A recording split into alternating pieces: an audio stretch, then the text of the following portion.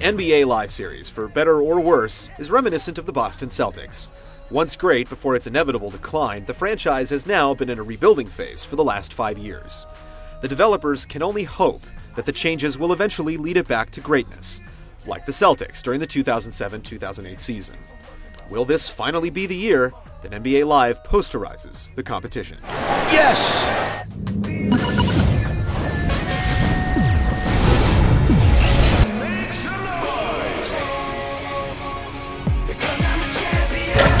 The core game modes have returned from NBA Live 08, with the Dynasty mode once again front and center, though largely unchanged from earlier versions.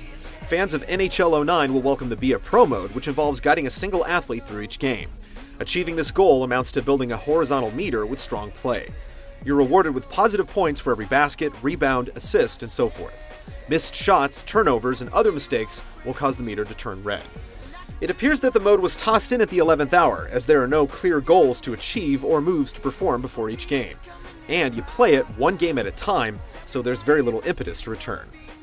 The NBA Academy isn't a play mode per se, but rather a large training facility customized with your favorite team's colors and logos. You can practice your moves or run 5-on-5 scrimmages, but most will want to complete the fun minigames that have you trying to earn a set number of points to advance to the next level.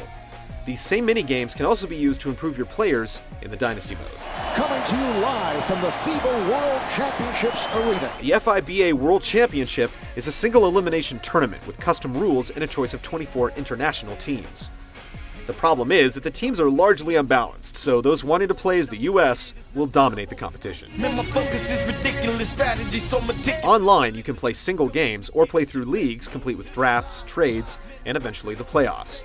10 different players on 10 different consoles can get in on the action, making it about as close to a real pickup game as you can get. NBA Live 09 has finally reached a competitive state where the list of modes is concerned, but not all of them are well implemented. That's a careless mistake there.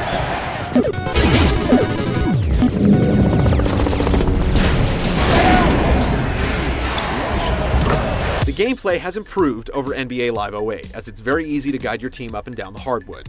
The majority of moves are intuitive, so you can manage your offense or defense without first having to study the instruction manual.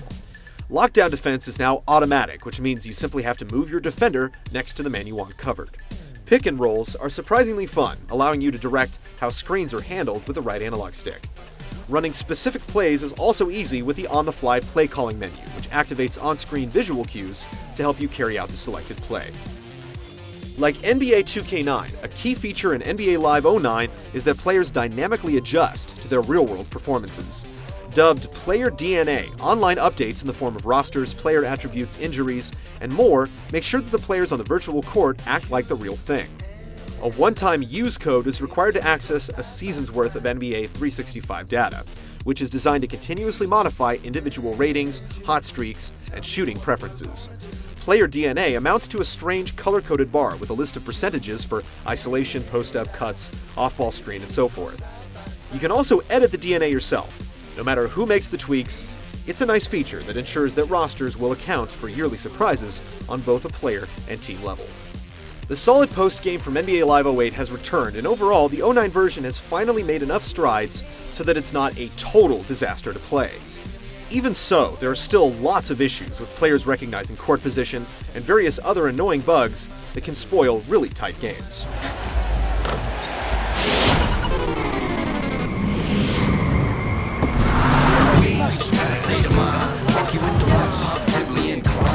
What's immediately impressive about the presentation is how the colors pop off the screen.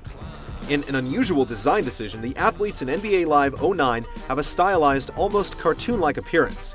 Yet you'll be able to recognize your favorite team's players by sight alone. The courts are sharply detailed, and the crowd is diverse and active, even if the graphics engine can't quite handle it. Movements on the sidelines often appear slower than the on-court action. Instant replays are also a bit sluggish. Animations are smooth for the most part, but they lack the variety and lifelike motion found in NBA 2K9. Play-by-play commentary is once again handled by Marv Albert, who adds a sense of excitement to each game with his signature delivery. Bryant, again!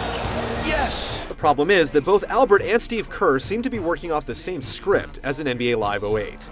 The atmosphere is otherwise strong, from the PA announcing to the cheerleaders and crowd noise. And he's finished the first rack with 3. NBA Live 09 is still not quite ready to bang the boards with the best, but it's the most user-friendly hoops game on the market. The pick-up-and-play control scheme, vibrant visuals, and improved action will appeal to those who feel the NBA 2K series is too complicated. Many of the game's new features lack depth, and the frame rate also needs some work. Couple these issues with the same nagging bugs that have plagued the series for years now, and player DNA isn't nearly enough to get this series back to the championship game. You are a tough judge.